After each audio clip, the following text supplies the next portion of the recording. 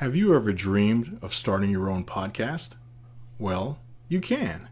It's simple, it's easy, and best of all, it's free.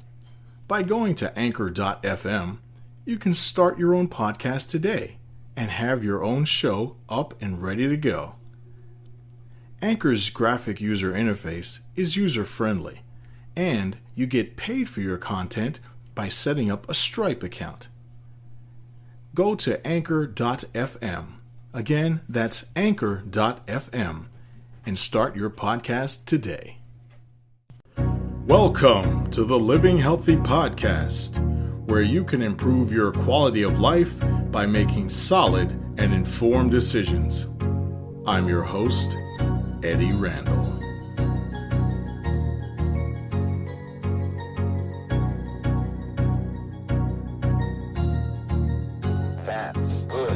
Tonight, I have another fantastic episode lined up for you of the Living Healthy Podcast. Tonight's episode is entitled Exploring the Significance of Eating Organic and Non-GMO Foods. Organic foods are gaining more and more traction every year as people aim to improve their lives by eating healthier. In 2019, organic food sales accounted for $220 billion worldwide, while the United States accounted for nearly half of those sales. Organic foods are healthier for you than conventional foods, as the pesticides used in their cultivation have been linked to cancer and endocrine disorders. There is a misconception that organic foods and non-GMO foods do not use pesticides. They do use pesticides, but the difference is that conventional foods use synthetic pesticides and organic and non-GMO foods use natural pesticides. The National Pesticide Information website states that pesticides in organic foods are not man-made. The pesticides used in organic foods typically contain soaps and hydrogen peroxide. The website further states that natural substances like arsenic and strychnine are forbidden. Those two chemicals are used in conventional pesticides. The U.S. Department of Agriculture states that organic foods can be treated with pheromones. The pheromones confuse insects, and livestock is also vaccinated against infectious diseases in lieu of antibiotics. Organic foods are more expensive, but in the long run, eating better by exposing yourself to the least amount of toxins can add quality years to your life. Organic food is not only nutritious and better for you, they are also good for the environment. Farming organic foods are cleaner for the environment due to the use of natural pesticides. We've all seen those commercials where a pesticide was used and is now part of a lawsuit where users ended up getting cancer. Natural pesticides limit your exposure to harmful chemicals. Organic agriculture also prevents soil erosion as organically grown foods use compost. Conventional agriculture uses synthetic fertilizers that increase the acidity of the soil. This process depletes natural nutrients and produces large amounts of nitrogen. Excess nitrogen is very bad for the soil and the environment. The Environmental Protection Agency published an article on their website in March of 2021 called Understanding the Impacts of Synthetic Nitrogen on Air and Water Quality Using Integrated Models. The website states that excess nitrogen contaminates drinking water, contributes to acid rain, and increases greenhouse gases.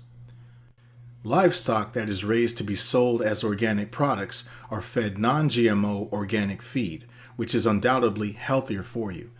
Eating meat raised with antibiotics increases your chances of developing antibiotic resistance. This can lead to an increase in susceptibility to bacteria, causing illnesses such as methicillin-resistant Staphylococcus aureus, aka MRSA. The hormones used in food production are not entirely safe. They disrupt the endocrine system and act as precursors to cancer. An example would be zeranol. It's a growth hormone that's been linked to cancer. On the Institute for Agriculture and Trade Policy website, they published an article called Study Examines Link Between Beef Hormones and Cancer. They state that the FDA allows it to be used to fatten animals and give meat a flavor, even though it's known to cause breast cancer. Back in 1981, Europe had a ban on beef imported from the United States and then from Canada. This was due to the United States and Canada's use of growth hormones. Both the US and Canada disputed this ban for years, and the World Trade Organization continued to fight to keep hormone-raised beef out of Europe. Canada reached an agreement with the European Union, and then about 5 or 6 years ago, an agreement was reached with the United States. Now, the US and Canada can export beef to the European Union. In August of 2019, President Donald Trump reached a deal with the EU to expand beef exports to Europe. The agreement sought to triple the amount of exported beef, which was a monumental deal. But then the COVID-19 pandemic happened, and even a year and a half later, the pandemic is still affecting trade worldwide. Even though the EU will import more beef from the US, the EU has not changed the way that they regulate meat. They will allow US beef to be sold, but it must adhere to European Union labeling. As an example, the label will say born in, then the country's name, slaughtered in, then the country's name. It will have a reference number and or a tracking number. On the Texas A&M University College of Agriculture and Life Sciences website, Jeff Savell posted an article called Country of Origin Labeling in Europe. He took photos of meat in stores in Europe. He had pictures of veal and showed that the labels had the name of the meat, the age when it was slaughtered, the country it was born in, country it was raised in, country it was slaughtered in, and the country it was sectioned in. As far as transparency, it appears that by EU standards, they want to make sure consumers know what is available to them and where it comes from, so they can make a better decision on where they wish to spend their money. People should have the right to decide what kind of food they would like to eat, and even though healthier options are more expensive, they prove to be the best alternative to living the healthiest life possible. Not only that, but psychologically, it feels good to enjoy cleaner food. My family and I have been eating organic for years, and the food tastes better in comparison to conventional food. It is not always consistent, but organic fruits and vegetables do tend to taste better than their conventional counterparts, at least in my opinion. On organicag.org, a website based on organic agriculture, they state that in some cases there is no difference in taste, and in other studies it was reported that organic foods have better taste, longer shelf life, and higher antioxidant levels. Without a doubt, the difference in taste can be attributed to buildup of nitrogen in conventional farming and not using artificial pesticides in organic farming. What makes organic foods organic? When it comes to organic foods, say for instance spices, they cannot contain any artificial colors or preservatives. Most importantly, it cannot be irradiated. Irradiation in itself is a huge process that is said to improve food safety. Even when researching this, I learned that there are a lot of foods that are irradiated in the United States that I was not aware of. Irradiation is simply hitting foods or spices with gamma rays to kill foodborne illnesses. Now, this would be the same gamma radiation that turned David Banner into the Incredible Hulk. But don't worry, eating irradiated foods is not going to turn you into the Hulk.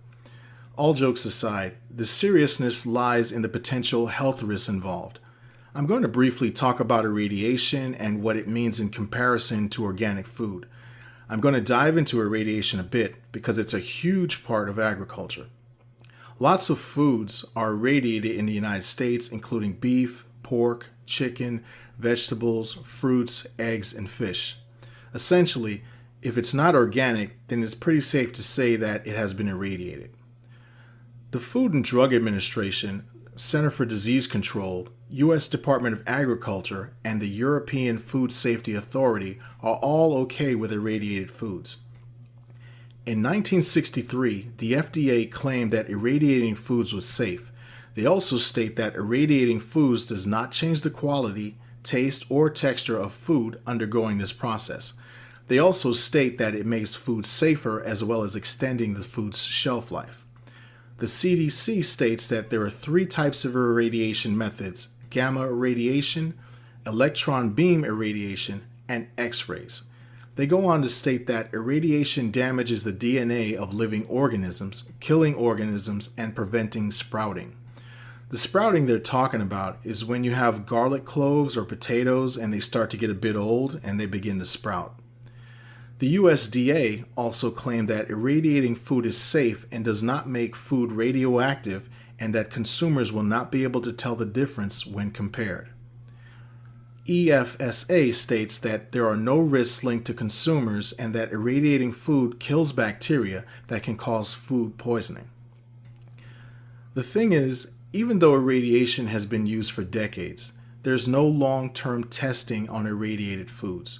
Granted, it's good because irradiation reduces mortality and illness and rids food of pathogens, but it also reduces the vitamins and minerals of the food that is treated and can make changes in the food. On organicconsumer.org, they state that irradiated foods lose 5 to 80% of their vitamins. They state that irradiation creates free radicals that can combine with pesticides used to form URPs. URPs are unique radiolytic products. These are chemical byproducts that can cause gene mutations. The argument here is that the long-term effects of URPs have not been closely studied. On the website centerforfoodsafety.org, they talk about food irradiation and state that irradiation forms mutagens that have caused cancer and birth defects in lab animals fed a diet of irradiated foods. All this being said, a major concern about the food industry is that having food irradiated will allow covering up or making less of an effort to complete and fulfill sanitary requirements. My personal take on this is that I believe irradiation is necessary for some foods like spices. The reason I say this is because there are some things that are almost impossible to have completely germ-free. When I was in college, I took an immunology course, and my teacher was a nurse. She was telling us that she loved tea and that a work-related opportunity came up to visit China. She was very, very excited to go as she was looking forward to trying the different brands of authentic Chinese teas.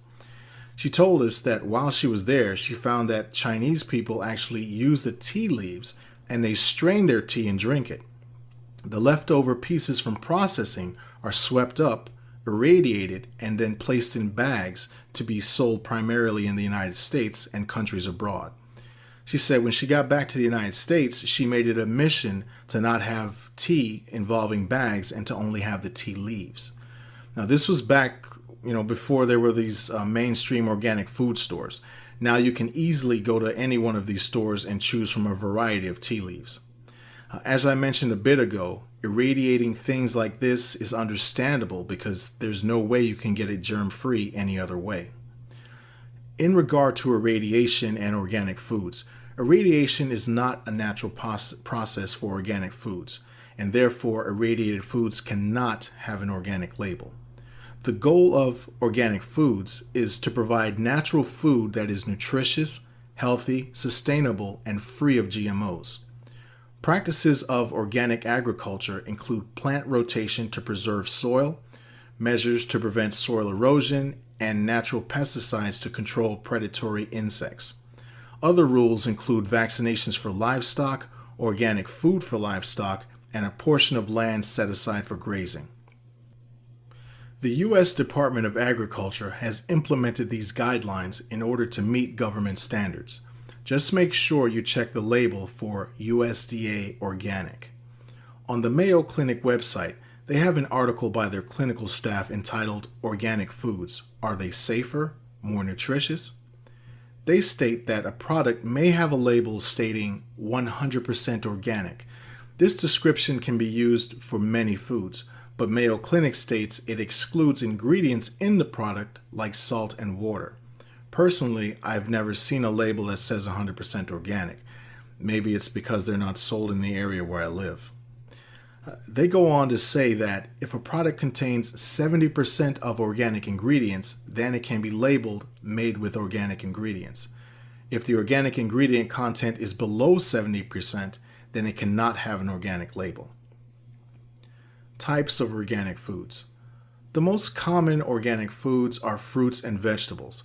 However, given the urge to eat healthier, organic foods are becoming more and more common in grocery stores. Additionally, health food stores are also expanding. You can almost get any kind of food organic. Organic foods include fruit, cereal bars, pasta, cereal, bread, vegetables, fruit drinks, beef, fish, chicken, butter, milk, cheese, yogurt, nuts, orange juice, and even some snacks like potato chips and ice cream. I wanted to take a moment to say thank you for supporting the podcast. The Living Healthy podcast is listed on many platforms, including Anchor, Amazon Music, iHeartRadio, Google Podcasts, Spotify, Bullhorn, and many others. You can follow me on Twitter, Instagram, and Pinterest. And don't forget to check out the Living Healthy podcast channel on YouTube. Also, if you have any questions or would like me to discuss a particular topic, or you'd like to be a guest on the show, please contact me at livinghealthy@gmail.com. The difference between organic and conventional foods. There are so many benefits from eating organic foods. You'll feel better knowing that you're eating healthier and cleaner food. However, it goes beyond that psychological feeling, as organic foods taste better, they don't have artificial contaminants, and they have better nutrition.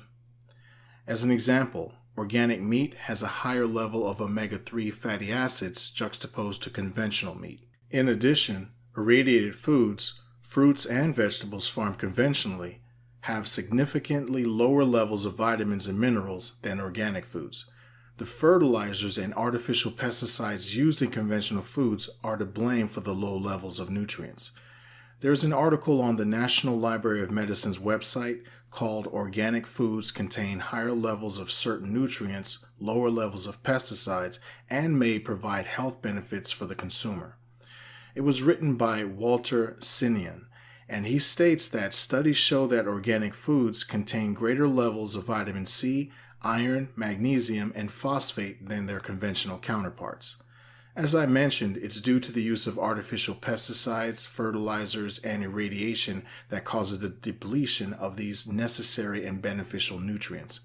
I understand the reason these are used in conventional agriculture.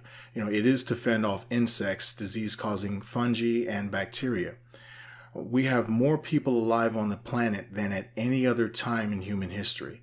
We all need to eat to survive, and the majority of people cannot raise their own cattle or grow their own crops. Things need to be processed in order to deliver food to people. My premise is this: try to eat organic if you can. I always talk about that. If you've heard me in the other podcast episodes, I always promote organic as they are better for you.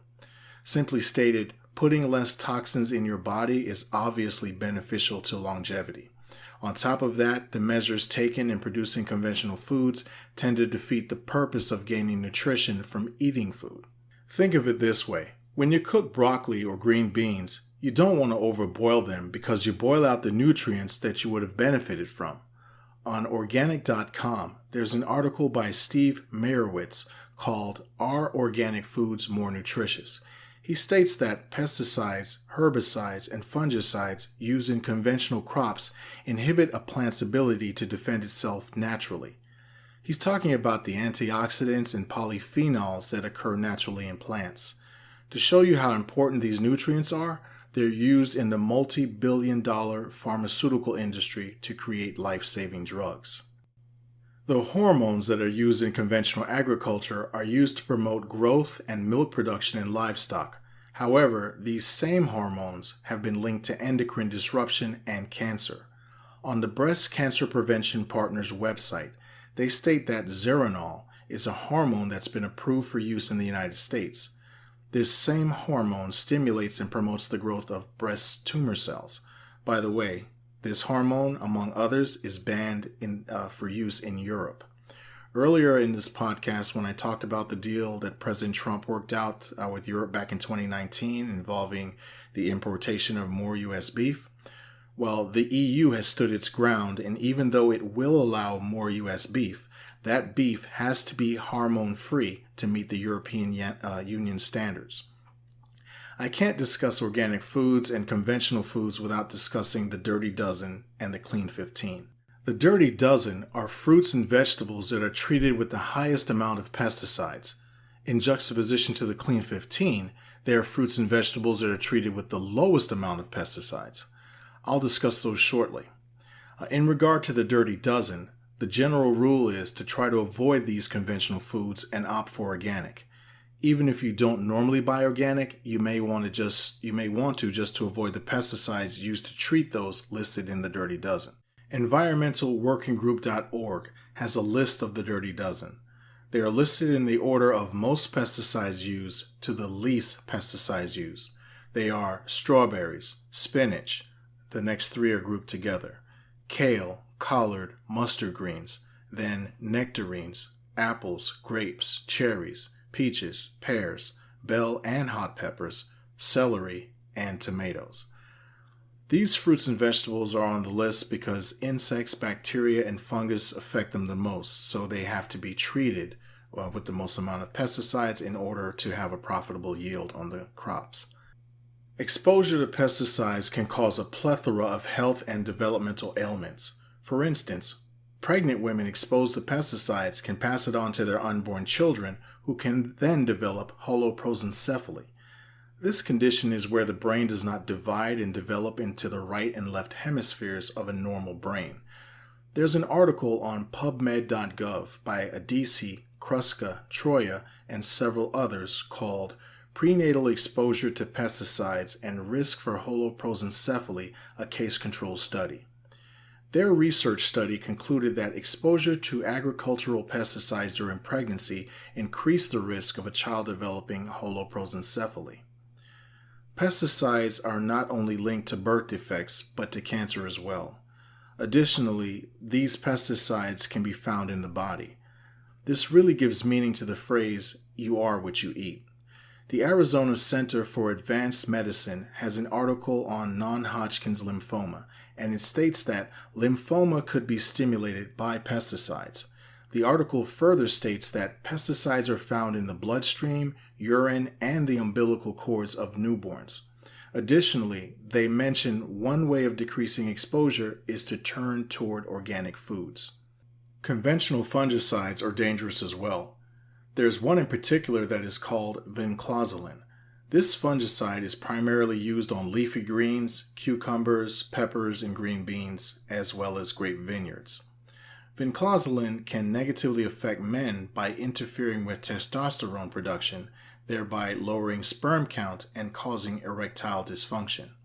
In May of 2021, there's an article on the National Library of Medicine's website by Fijo, Martins, Socorro, Pereira, and Correa called Effects of the Endocrine Disruptor Vinclozolin in Male Reproduction, a Systematic Review and Meta-Analysis. They state that vinclozolin inhibits androgen and the tissues that interact with the hormone. Their meta-analysis involving vinclozolin in rodents yielded results of mice with lowered sperm count and decreased fertility. So there is evidence out there illustrating the dangers of conventionally used products in agriculture. It is commonly used in the United States, and the EPA lists it as a possible human carcinogen. On a side note, vinclozolin has been banned in several countries in the European Union. Conventional herbicides are also dangerous. One of the most commonly known herbicides is paraquat. It kills on contact and is highly toxic to humans. It's mostly used on cotton crops and corn. Paraquat has been linked to ailments like organ failure and Parkinson's disease. The National Library of Medicine has an article called Rotenone, Paraquat, and Parkinson's Disease by Tanner, Kamel, Ross, and several others. Their case study found a positive association between paraquat's ability to disrupt mitochondrial processes resulting in Parkinson's disease. Unfortunately, as of 2020, paraquat is still being used in the United States, but is under very tight regulation. It has also been banned in Europe for over a decade and China has stopped producing it. However, China still has a supply of it, and they're using it on produce exported out of their country.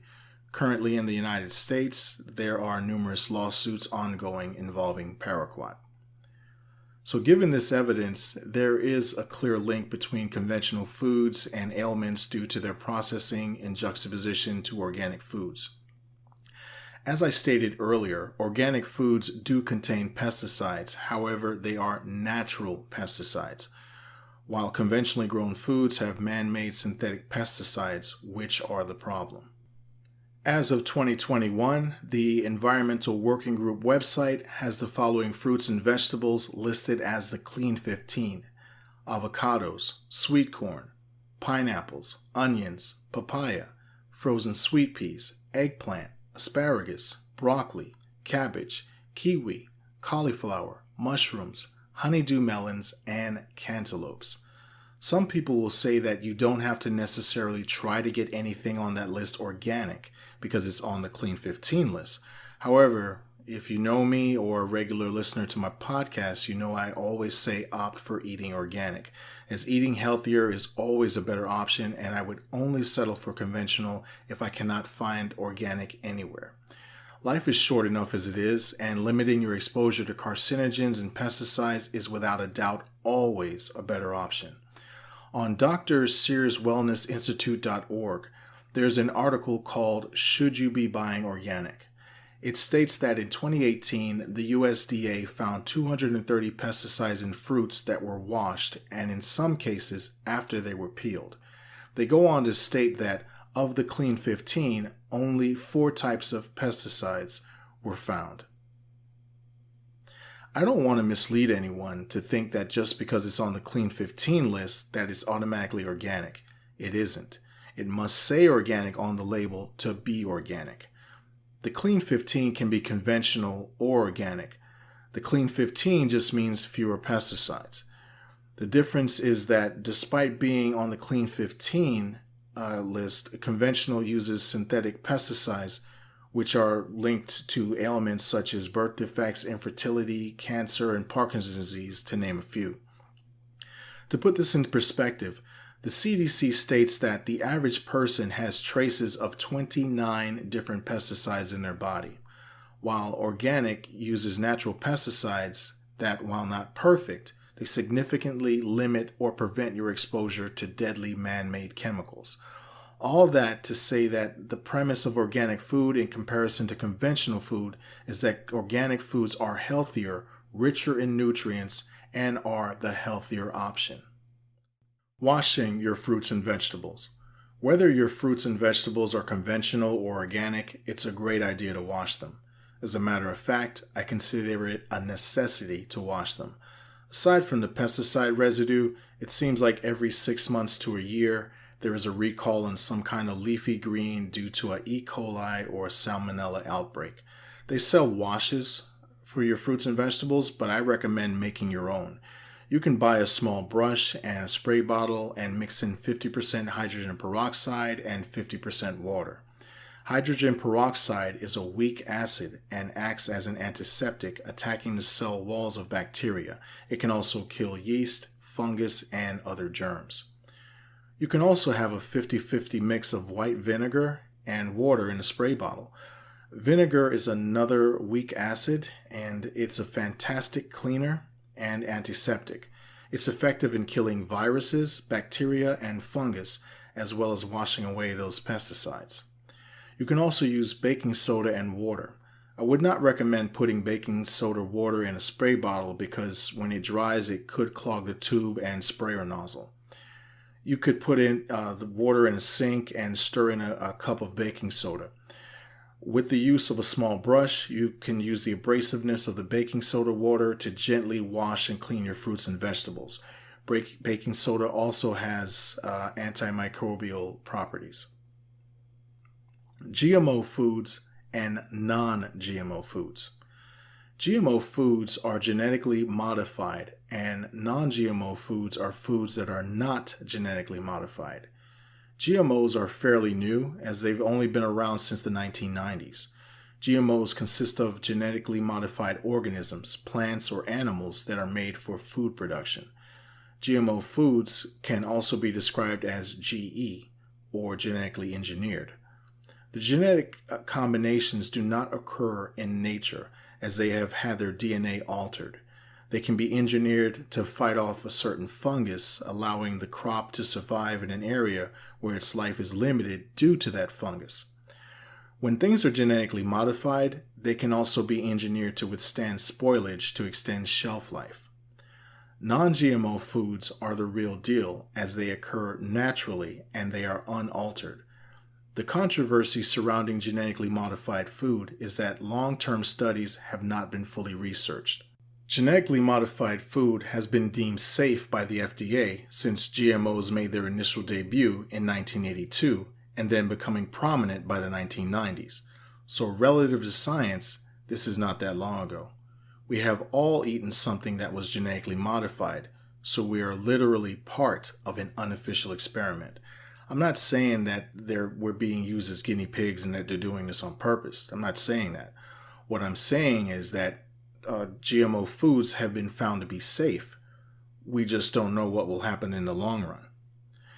The argument is this: with rising cases of cancer, uncompromising food standards of other countries, and consumers having more access to information, there is concern for overall health in the long term, especially since mutation of genes and abnormal changes in DNA can lead to cancer, and genetically engineering food is essentially rearranging the food's DNA. There's an article on the T. Colin Campbell Center for Nutrition Studies website. The article is by Dr. Jonathan Latham, and it's called GMO Dangers, Facts You Need to Know. He mentions glufosinate, which is a herbicide that kills plants by preventing them from making an enzyme. He states that this enzyme is pretty much found in all living organisms, and the glufosinate is toxic to humans. The crop gets modified to withstand the herbicide, but unfortunately, months after treatment, traces of this herbicide can still be found in the product. This is why it's important to wash your vegetables and fruits thoroughly before consuming them. Skepticism lingers in that inserting genes can be dangerous, as we don't quite know what will happen in the future. Gene manipulation and rearranging DNA could have potential hazardous effects down the line, especially since cancer is essentially damaging the DNA. Another way to look at this is by DNA mutation. A mutation that results in cancer happens when genes mutate. Genes can mutate when they're exposed to a chemical or something unnatural or an anomaly. The foods that we eat can change the way our genes are expressed, and our DNA is making copies every time new cells are made. Our cells do this almost 2 trillion times a day. DNA is copying itself this many times a day, and it can make a mistake by leaving out a way to repair itself because it was exposed to something which caused it to make this mistake, which results in a mutation.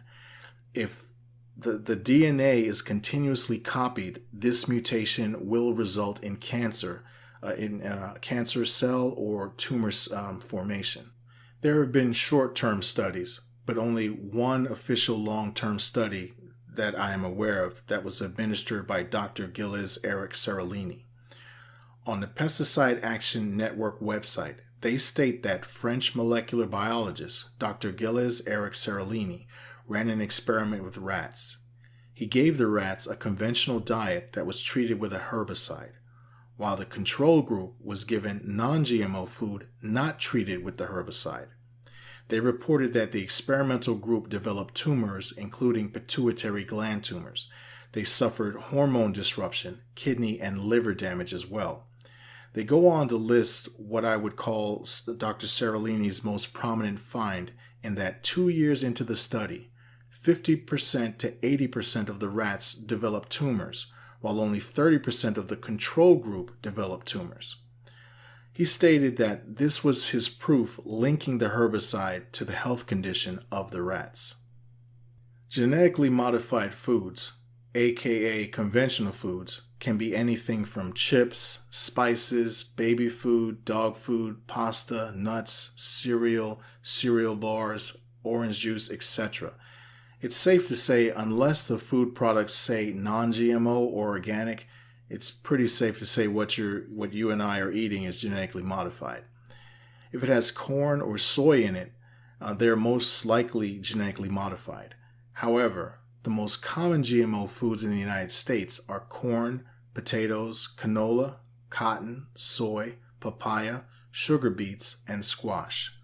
According to Piedmont.org, the top 10 most common foods that contain GMO ingredients are the following: sodas that contain high fructose corn syrup from sugar beets, milk from cows that are fed soy, meat from livestock fed with soy products, tofu made from soybeans, vegetable oils made from corn or soybean oil, cereals made from corn products, juices that contain sugar from sugar beets, frozen foods that contain corn and citric acid, and canned soup thickened with a corn product.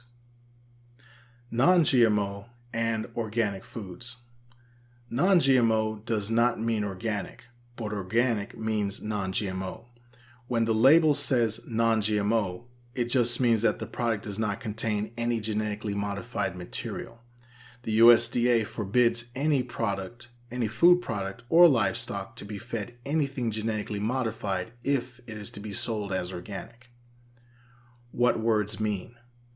If you read food labels, and you should, you'll see things like natural or all natural or natural flavor. These words don't necessarily mean that the product is pure or even good for you. The USDA defines natural as no artificial ingredients or added color. The product can still contain hormones or antibiotics, meaning it can still have genetically modified ingredients. The FDA defines natural as nothing artificial or synthetic added that you would not normally expect to find in that food, meaning it can still have genetically modified ingredients. Natural, all natural, or natural flavor can mean ingredients to make something taste a particular way. Chemicals can be made to give a product a particular flavor, like orange, strawberry, or in the case of meat, to give it a smoky flavor. Multigrain is another interesting label. It doesn't necessarily mean it's healthy. It can be genetically modified.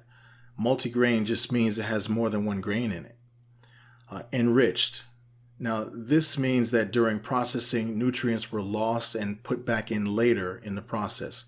They're not really good for you, as enriched foods are usually heavily processed and contain either a lot of fat or salt or both. Fortified. This just means that vitamins or nutrients were added in products where they don't naturally occur. The problem with this is that the body can have issues processing a synthetic nutrient because the body can't process them the same way it processes natural vitamins or nutrients. 0 grams of trans fat. Now this is another one. We all know that trans fat is not good for you, and it was heavily used to extend shelf life of some products. Bacteria won't touch man-made trans fat as it's not food. And it takes a very long time for the trans fat to eventually break down. Trans fat is not used as much as it was, say, 10 years ago. However, it's still being used in many products. Some products say 0 grams of trans fat. That doesn't mean it does not contain trans fat. It just means that the trans fat content is below 1 gram. So it can still have less than 1 gram in the product, and the manufacturer's not lying because it contains 0 grams. Low fat is another label to mention. Low fat is always a great thing. However, some products, but not all, labeled as low fat tend to have more salt. Make sure you check the product label, and if you have hypertension, are diabetic, or have a kidney issue, you may want to really pay close attention to anything that you buy that's listed as low fat. Now, how to make sure that you're not eating GMO products. Check your labels. Try to buy non-GMO and organic products. Make sure you read your labels and do your research. If there's an ingredient that you're not sure of, write it down, look it up, and find out what it is.